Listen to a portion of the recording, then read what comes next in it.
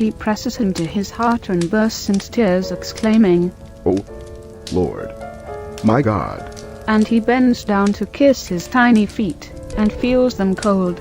He then sits on the ground, and holds him close to his chest, and with his brown tunic and his hands he tries to cover him, and warm him, defending him from the bitterly cold wind of the night. He would like to go near the fire, but there is a cold draught there coming in from the door. It is better to stay where he is. No, it is better to go between the two animals which serve as a protection against the air and give warmth.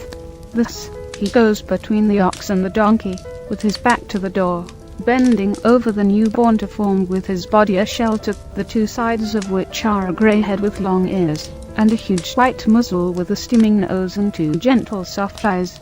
Mary has opened the trunk and pulled out the linens and swaddling clothes. She has been near the fire warming them. She now moves towards Joseph and envelops the baby with lukewarm linen, and then with her veil to protect his little head. "Where shall we put him now?" she asks. Joseph looks around, thinking. "Wait," he says. "let us move the animals and their hay over here. We will then pull down that hay up there and arrange it in here. The wood on the side will protect him from the air, the hay will serve as a pillow, and the ox will warm him a little with its breath. The ox is better than the donkey. It is more patient and quiet." And he bustles about, while Mary is lulling the baby, holding him close to her heart, and laying her cheek on his tiny head to warm it. Joseph makes up the fire, without economy this time, to have a good blaze, and he warms the hay, and as it dries up, he keeps it near his chest, so it will not get cold. Then, when he has gathered enough to make a little mattress for the child, he goes to the manger, and sorts it out, as if it were a cradle. "It is ready," he says. "Now we would need a blanket, because the hay stings, and also to cover him." "Take my mantle," says Mary. "You will be cold." "Oh, it does not matter. The blanket is too coarse. The mantle is soft and warm. I am not cold at all. Don't let him suffer any longer." Joseph takes the wide mantle of soft dark blue wool, he double folds it, and lays it on the hay, leaving a strip hanging out of the manger. The first bed for the Saviour is ready, and the mother, with her sweet, graceful gait, moves to the manger, lays him in it, and covers him with the strip of her mantle. She arranges it also around his bare head, almost completely covered by the hay, from which it is protected only by Mary's thin veil. Only his little face, the size of a man's fist, is left uncovered. Mary and Joseph, bending over the manger, are blissfully happy watching him sleep his first sleep, because the warmth of the clothes and of the hay has appeased his crying and made him sleepy. Mary says, "I promise you that he would come to bring you his peace. Do you remember the peace you enjoyed at Christmas, when you saw me with my child? Then it was your time of peace. Now it is your time of pain. But you know by now, it is by means of pain that we achieve peace, and every grace for ourselves and our neighbors. Jesus man became Jesus God again, after the tremendous suffering of his passion. He became peace, once more. Peace from heaven, from where he had come, and from where he now pours out his peace for those who love him in the world. But in the hours of his passion, he, peace of the world, was deprived of that peace. He would not have suffered, if he had it. And he had to suffer, and to suffer excruciatingly, to the very end. I, Mary, redeemed woman by means of my divine maternity. But that was only the beginning of woman's redemption. By refusing a human marriage in accordance with my vow of virginity, I had rejected all lustful satisfactions, deserving thus grace from God. But it was not yet sufficient, because Eve's sin was a four-branched tree: pride, avarice, gluttony, and lust. And all four were to be cut off, before making the roots of the tree sterile. By deeply humiliating myself, I defeated pride. I abased myself before everybody. I am not referring to my humility towards God. Such humility is due to the Most High, by every creature. Even His Word had it. It was necessary for me, the woman, to have it. But have you ever considered that humiliation I had to suffer from men, without defending myself in any way?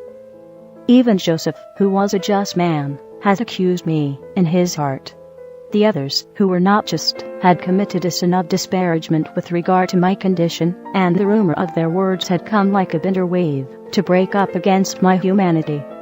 And they were the first of the infinite humiliations I was to suffer in my life as Mother of Jesus, and of mankind. Humiliations of poverty, of refugee, humiliations for reproaches of relatives and friends, who being unaware of the truth, judged me a weak woman with regard to my behavior as a mother towards Jesus when he was a young man. Humiliations during the 3 years of his public life, cruel humiliations in the hour of Calvary, humiliation in having to admit that I could not afford to buy a place and the perfumes for the burial of my son. I overcame the avarice of the first parents renouncing my creature before the time. A mother never renounces her creature unless she is forced to. Whether her heart is asked to renounce her creature by her country, or by the love of a spouse, or even by God himself, she will resent and struggle against the separation. It is natural. A son grows in our womb, and the tie that links him to us can never be completely broken. Even if the umbilical cord is cut, there is a nerve that always remains. It departs from the mother's heart and is grafted into the son's heart. It is a spiritual nerve, more lively and sensitive than a physical one. And a mother feels it stretching even to exceedingly severe pangs if the love of God, or of a creature, or the need of the country take her son away from her. And it breaks, tearing her heart, if death snatches her son from her. And I renounced my son from the very moment I had him. I gave him to God. I gave him to you. I deprived myself of the fruit of my womb to make amends for Eve's theft of God's fruit. I defeated gluttony, both of knowledge and of enjoyment, by agreeing to know only what God wanted me to know, without asking myself or him more than what I was told. I believed unquestioningly. I overcame the innate personal delight of enjoyment, because I denied myself every sensual pleasure. I confined flesh, the instrument of Satan, together with Satan, under my heel, and made of them a step to rise towards heaven. Heaven. My aim. Where God was. My only hunger. A hunger which is not gluttony, but a necessity blessed by God, who wants us to crave for him. I defeated lust, which is gluttony carried to the extreme of greed. Because every unrestrained vice leads to a bigger vice. And Eve's gluttony, which was already blameworthy, led to her lust. It was no longer enough for her to enjoy pleasure by herself. She wanted to take her crime to a refined intensity, and thus she became acquainted with lust, and was a mistress of lust for her companion. I reversed the terms, and instead of descending I have always ascended. Instead of causing other people to descend, I have always attracted them towards heaven. Of my honest companion, I make an angel. Now that I possess God and his infinite wealth with him, I hasten to divest myself of it, saying, "Here I am, may your will be done for him, and by him." He is chaste who chastises not only his flesh, but also his affections, and his thoughts. I had to be the chaste one in order to annul the one who had been unchaste in her flesh, her heart, and her mind. And I never abandoned my reservedness, not even by saying of my son, "He is mine, I want him," since he belonged only to me on earth, as he belonged only to God in heaven. And yet all this was not sufficient to achieve for woman the peace lost by Eve.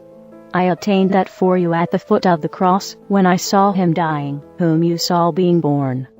When I felt my bowels being torn apart by the cry of my dying creature, I became void of all femininity. I was no longer flesh, but an angel. Mary, the virgin spouse of the Spirit, died that moment. The Mother of Grace remained, who gave you the grace she generated from her torture. The female reconsecrated woman by me on Christmas night, achieved at the foot of the cross the means to become a creature of heaven. Decided for you, depriving myself of all satisfactions, even of holy ones. And whereas you had been reduced by Eve to females not superior to the mates of animals, I made of you, if you only wish so, saints of God. I ascended.